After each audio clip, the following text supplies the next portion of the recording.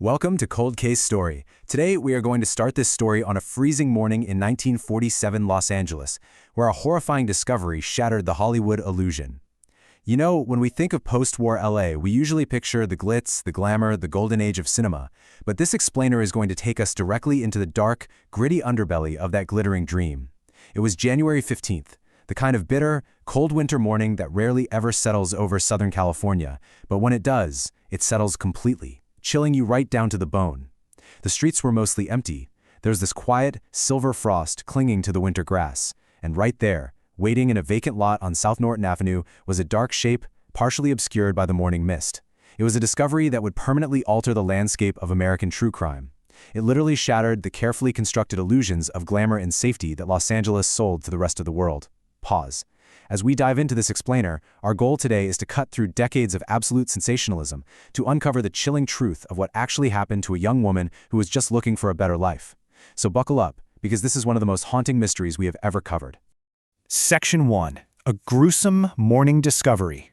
It all started as just an ordinary morning walk. Picture this. Betty Bersinger is strolling through a quiet residential neighborhood with her toddler.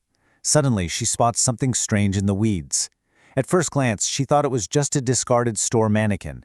And honestly, this was Los Angeles. Finding a discarded movie prop or a mannequin tossed in a vacant lot wouldn't be completely out of the ordinary, right? But as she walked a few steps closer, that mundane illusion violently broke. Frozen in sheer shock, she immediately grabbed her little girl, ran to the nearest house as fast as she could, and frantically telephoned the police. When authorities finally arrived on the scene, the reality hit them like a freight train. They realized this was absolutely no mannequin. The victim had been posed with an extraordinary, almost theatrical precision. First, and this is truly horrific, the body was completely drained of blood and washed perfectly clean before being transported to that lot. Second, she was severed exactly 12 inches apart at the waist. Just a clean, deliberate bisection. Third, horrific cuts had been made to the corners of her mouth, extending her smile into what's known as a Glasgow smile. And fourth, she was left there entirely without personal effects. No clothing, no purse, no identification whatsoever. The victim was positioned with a terrifying deliberation that honestly feels more like a macabre art installation than a typical crime scene. It was completely, chillingly deliberate. Now, what really disturbed the investigators wasn't just the sheer brutality of it, it was the method. Every single mark appeared to be made with a level of anatomical knowledge that left seasoned homicide detectives deeply unsettled. It was a surgical precision that disturbed even veteran homicide detectives. And you have to put this into perspective to really understand it. These were tough LAPD officers. These were hardened men who had seen the absolute worst of humanity during and after the Second World War. They were absolutely no strangers to blood and violence. Yet the eerie stillness of this scene, the total, impossible lack of blood in the grass, the incredibly precise bisection of the body, it completely shook their professional composure. The killer had taken extraordinary care to leave absolutely no trace of themselves behind. It was a perfectly sterile, deeply macabre tableau that completely defied all their conventional crime scene logic. They were looking at a masterclass in forensic evasion, orchestrated by someone who clearly knew exactly what they were doing. Section 2. Who was Elizabeth Short? To truly understand the victim, we have to do something really important here. We must strip away the sensationalized nickname the press gave her and look at the real woman.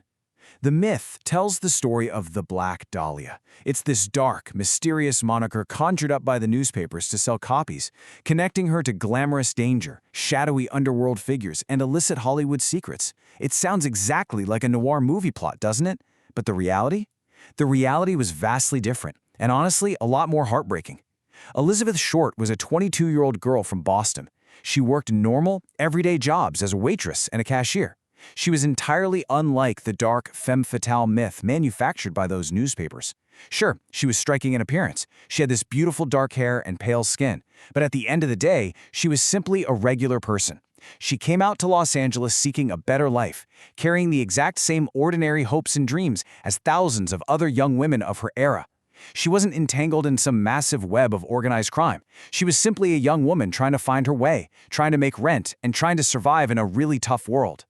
If we trace her footsteps to see exactly how she ended up in that vacant lot on South Norton Avenue, we see that her life was largely marked by transient hope. She was always moving, always searching for something better. During the World War II era, she drifted quite a bit, moving between Florida, Chicago, and eventually out to Santa Barbara in California. She took short-term jobs, forming connections and friendships that usually only lasted a few weeks or maybe months. But here is where the story gets incredibly tragic. Prior to 1947, she experienced a deep, crushing personal loss. She was actually engaged to a soldier, an Army Air Force officer, and they were very much in love. But he died in the war before they could ever be married. It completely shattered her. By January 1947, she had made her way to Los Angeles. And then we hit the most chilling blank space in her entire timeline. She vanished, completely disappeared. She was missing in LA for 6 entire days prior to her horrifying discovery. 6 days where absolutely nobody knows exactly where she was, who she was with, or what she was enduring. It's a black hole in the timeline that investigators have been trying to fill for over 70 years. Section 3. A frenzied media investigation. Now you have to understand the environment of Los Angeles in 1947 to see why this case spiraled out of control. This was a city absolutely obsessed with its own image. So the murder of a beautiful young woman, combined with the incredibly theatrical staging of the crime scene, fed directly into that dark Hollywood narrative. The newsrooms went absolutely wild. They were intoxicated by the Los Angeles mythology, prioritizing sensational drama over actual accuracy. The press actively and somewhat maliciously complicated the investigation in several disastrous ways. First off, reporters were aggressively interviewing witnesses before the police could even reach them. Imagine that! They were literally trampling over crucial initial statements and muddying the waters. Second, they published highly sensitive, withheld details about the crime scene, stuff only the killer should know. This totally contaminated the pool of credible tips, making it basically impossible for detectives to separate genuine, solid leads from the public's sheer morbid obsession. Third, they manufactured the Black Dahlia nickname, permanently turning a real human tragedy into a digestible pulp fiction serial for the masses. And finally, because of this massive widespread coverage, dozens and dozens of false confessions followed. People seeking 15 minutes of fame or individuals suffering from severe mental illness constantly came forward to claim they did it. This wasted countless hours of invaluable police resources, sending detectives on wild goose chases while the real killer slipped further and further away. Because of all this media chaos, the investigation was already playing a massive game of catch-up from the very start. And identifying the victim, that took immense, painstaking effort. Why? Because the killer had deliberately scrubbed her fingerprints to delay discovery. This wasn't an accident. It was a cold, calculated move. The killer knew that without a confirmed ID, the police couldn't retrace her steps during those absolutely crucial missing 6 days. They wanted to buy time. It was only through a meticulous, painstaking fingerprint comparison with records from a minor, underage drinking arrest years earlier in Santa Barbara that her identity was finally confirmed. If it hadn't been for that one minor record sitting in a dusty file cabinet, Elizabeth Short might have remained a Jane Doe for weeks or even months, giving this highly intelligent killer even more of a head start to vanish completely into the shadows. And if you thought the killer was just going to hide quietly, think again. The killer wasn't done playing twisted games with the authorities. Shortly after the murder, the Los Angeles Examiner, one of the biggest papers at the time, received a truly terrifying package. Inside were Elizabeth's birth certificate and her personal address book, along with this incredibly chilling typed note. It read, "Here is Dahlia's belongings, letter to follow." Let that sink in. It was constructed so carefully and obviously it had no return address. This was a direct psychological taunt. The killer was intentionally interacting with the media. They were literally feeding the exact journalistic frenzy that was derailing the official police investigation. They were sending a loud, clear message to the LAPD. I am smarter than you, and I am in total control of this narrative. But what is utterly terrifying from an investigative standpoint are the forensic countermeasures taken with that package. The killer had washed every single item, the birth certificate, the address book, the photographs, in gasoline. Why? To completely destroy any trace evidence. They demonstrated a terrifying understanding of forensic investigation, anticipating exactly what the police would look for. When the crime laboratory technicians carefully laid out these papers under their bright examination lamps, holding their breath for a clue, they found absolutely nothing. No fingerprints, no stray hairs, no skin oils, no microscopic fibers, nothing. This single, calculated act revealed something absolutely vital about our phantom killer. This wasn't some sloppy crime of passion committed in a blind rage by a random drifter. No way. This was a methodical, planned execution by someone who understood exactly how the criminal justice system and forensic science operated in 1947. Section 4. The Prime Suspects. The grand, enduring mystery of the Black Dahlia case is the complete and total lack of an obvious motive. Think about it. Elizabeth Short was a waitress. She had no vast family inheritance. She was not a witness to some grand mob conspiracy.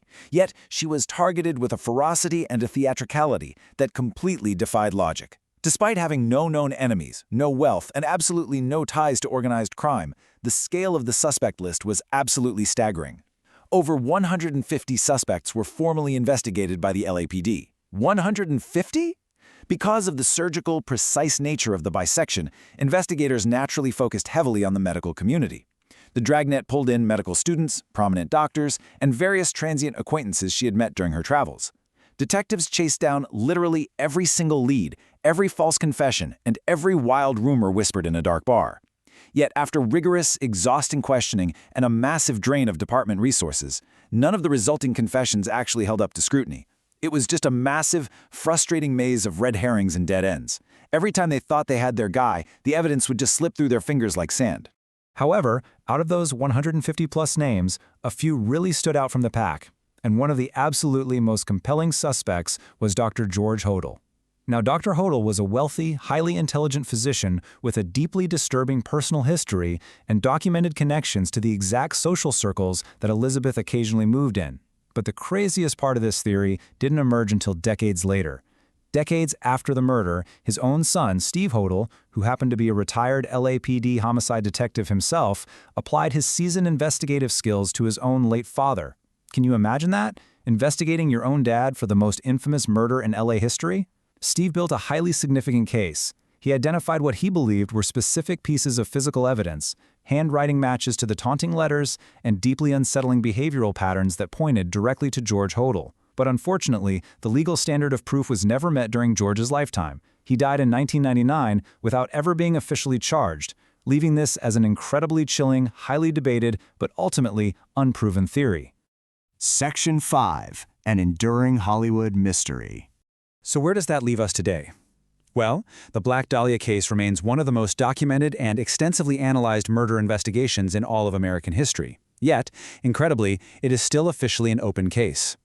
It is quite literally a ghost story written in police ink, forever haunting the basement archives of the Los Angeles Police Department. And it's not for a lack of trying. There have been numerous modern investigative attempts to finally close the books on this one. In recent decades, cold case investigators have enthusiastically applied modern forensic techniques that simply didn't exist back in the 40s. We're talking about advanced DNA analysis on the saliva from the stamps of those taunting letters, incredibly complex geographic profiling, and sophisticated behavioral analysis. But sadly, the relentless passage of time has severely limited their usefulness. You see, the physical evidence from 1947 was handled by dozens of reckless reporters and police officers long before modern, sterile preservation protocols ever existed. The evidence is hopelessly contaminated. Periodically, new theories will flare up and attract massive media attention. Maybe a new suspect is named, or someone finds a new reading of an old, dusty file. But each cycle of interest eventually recedes back into the shadows, leaving the central, agonizing mystery entirely unsolved. But you know, beneath all those towering stacks of police files, beneath all the wild internet theories, and beneath the glossy Hollywood mythology, we must always remember the very real human toll at the center of this story. Today, Elizabeth Short rests peacefully in Oakland, California. Her grave has become a quiet, somber site of pilgrimage for those who feel a deep connection to a young woman whose life was brutally and unfairly cut short. Her modest headstone sits in the Mountain View Cemetery, a world away from the glaring neon lights, the false promises, and the dangerous hidden shadows of Hollywood Boulevard. It is a place of respectful remembrance, not sensationalism. People still visit her to this day. They place dark flowers against the simple, gray stone. They feel a connection to a woman who came to a sparkling city built on hope, only to encounter an unfathomable darkness that we still, to this very day, cannot fully see or understand. She was just a girl looking for her place in the world. After 7 decades of agonizing dead ends, frustrating false leads, and deeply entrenched Hollywood mythology, we are left staring at the exact same chilling question. Who killed Elizabeth Short? The hardened detectives who devoted the best years of their careers to it? They never answered it. The ambitious journalists and the thousands of amateur researchers who came after them, they never definitively answered it either. The true answer remains hidden somewhere deep in the silence of history, perhaps locked away in a confession that was never made, or buried with a killer who entirely escaped justice. So I want to turn this over to you. After hearing all the facts, the missteps, and the bizarre clues, what do you believe actually happened to Elizabeth Short? Do you think it was a doctor like George Hodel? A random predator in the night? Share your theory with us in the comments below. And if you want to join us as we untangle more of history's darkest puzzles, remember to hit that subscribe button. Thanks for joining us for this explainer, and we will see you in the next one.